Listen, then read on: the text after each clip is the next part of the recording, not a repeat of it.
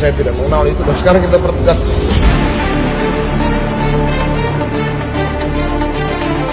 Kalau tidak mampu membersihkan ekor, maka kepalanya dicabut.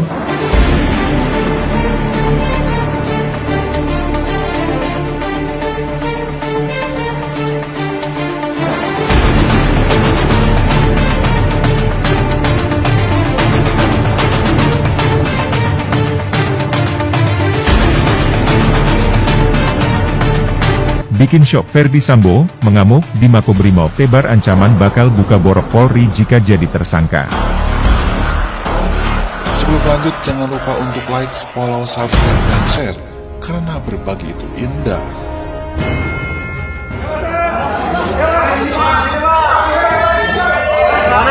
Kanan Pak.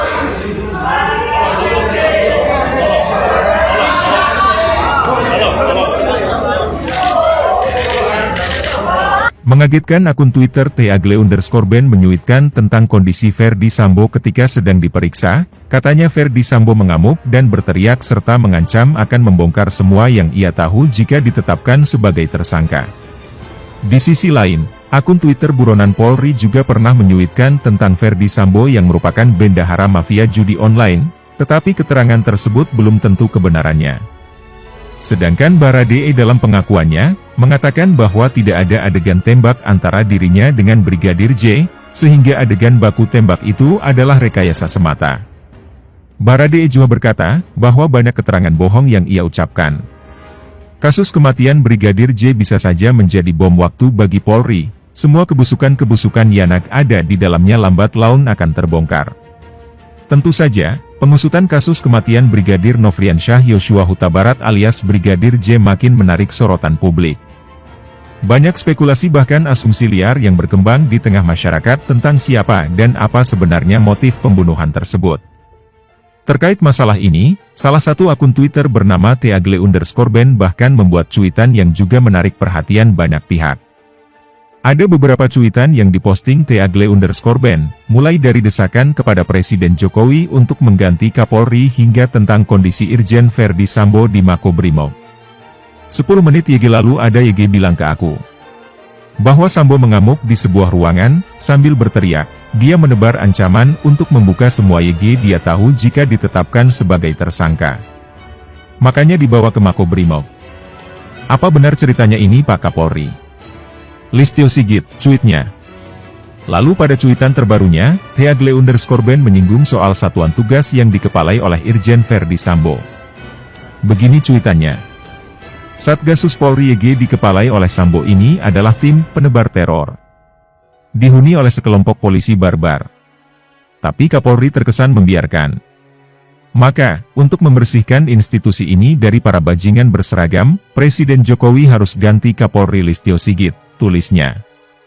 Sementara itu, diketahui bahwa saat ini Irjen Ferdy Sambo telah ditahan di Makobrimob dan masih akan menjalani pemeriksaan oleh Komnas HAM.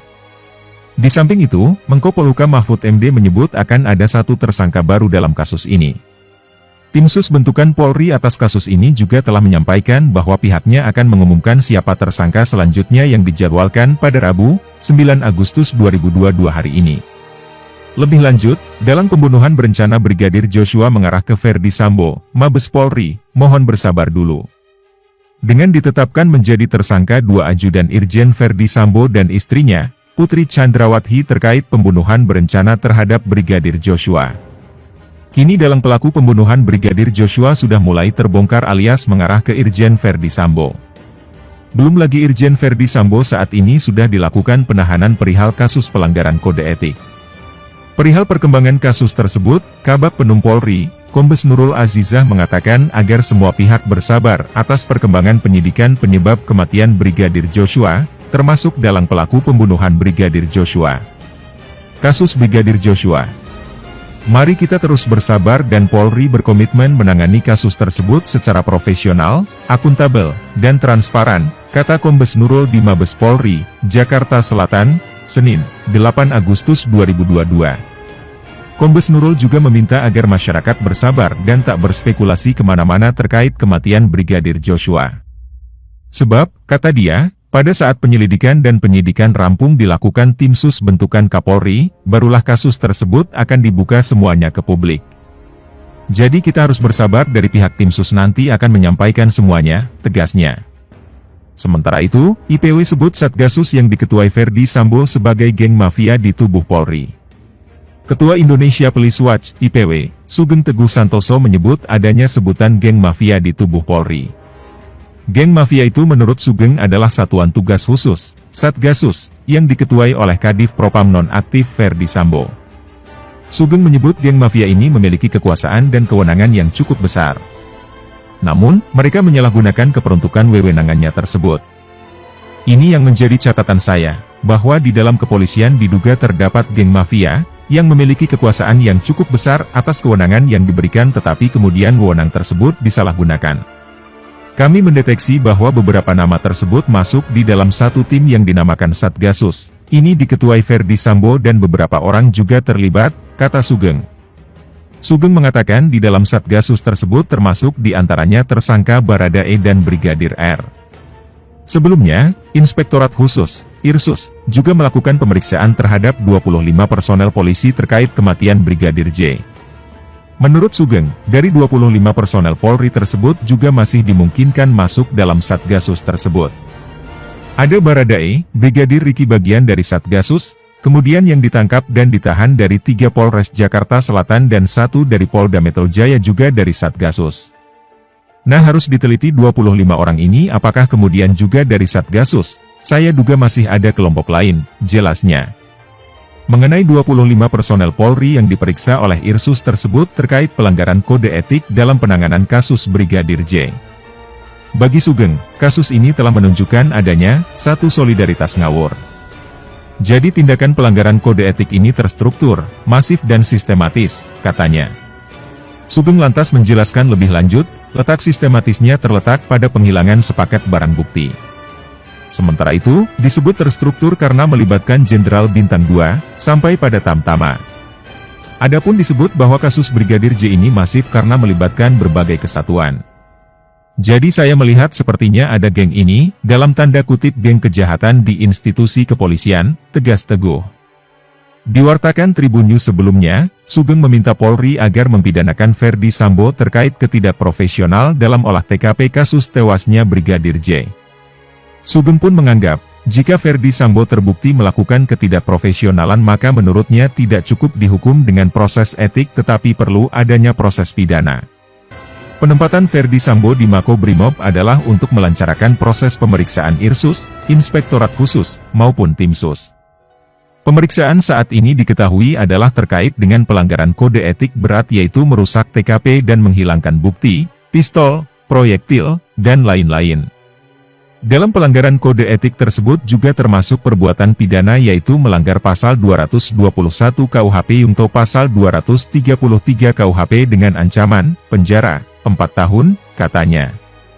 Selain itu, jika Ferdi Sambo juga terbukti untuk menyuruh orang lain untuk mengambil CCTV terkait kasus ini maka dapat dipidanakan dengan pasal berlapis. Bahwa bila terdapat juga perbuatan menyuruh mengambil CCTV yang bukan miliknya maka dapat juga dikenakan pasal 365 KUHP Yungto pasal 56. Ancamannya 6 tahun penjara, jelasnya.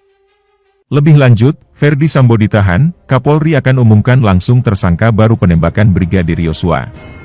Kapolri Jenderal Listio Sigit Prabowo akan mengumumkan perkembangan kasus penembakan Brigadir J alias Nofriansyah Yosua Huta Barat di rumah dinas mantan Kadif Propam Irjen Ferdi Sambo, beberapa waktu lalu. Irjen Ferdi Sambo sendiri telah ditahan di Rutan Makobrimob Kelapa II, Depok, Jawa Barat. Dia terbukti melakukan pelanggaran kode etik karena telah menghalang-halangi proses penyidikan yang dilakukan oleh tim penyidik. Kepala Badan Reserse Kriminal, Kabareskrim, Polri Komjen Agus Andrianto meminta publik menunggu dengan sabar terkait pengumuman tersangka baru tersebut. Tunggu pengumuman Pak Kapolri dan tim khusus, ujar Agus saat dikonfirmasi wartawan, Senin, 8 Agustus 2022. Kendati demikian, Agus enggan mengomentari lebih lanjut terkait siapa saja yang nantinya akan ditetapkan sebagai tersangka. Menurutnya, kasus tersebut akan segera terungkap.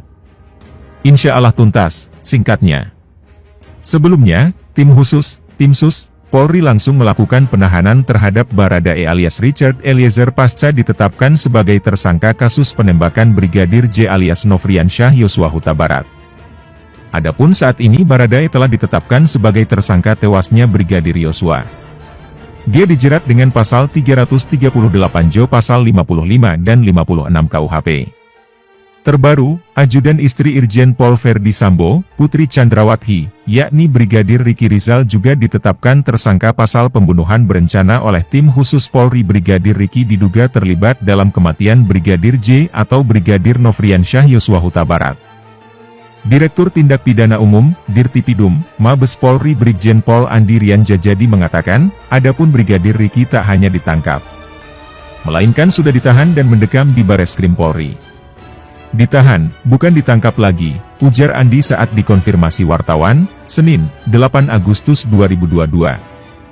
Brigadir Riki dijerat dengan pasal 340 sub 338 Jo 55 dan 56 KUHP. Melihat pasal itu, RR terancam hukuman pidana 20 tahun penjara.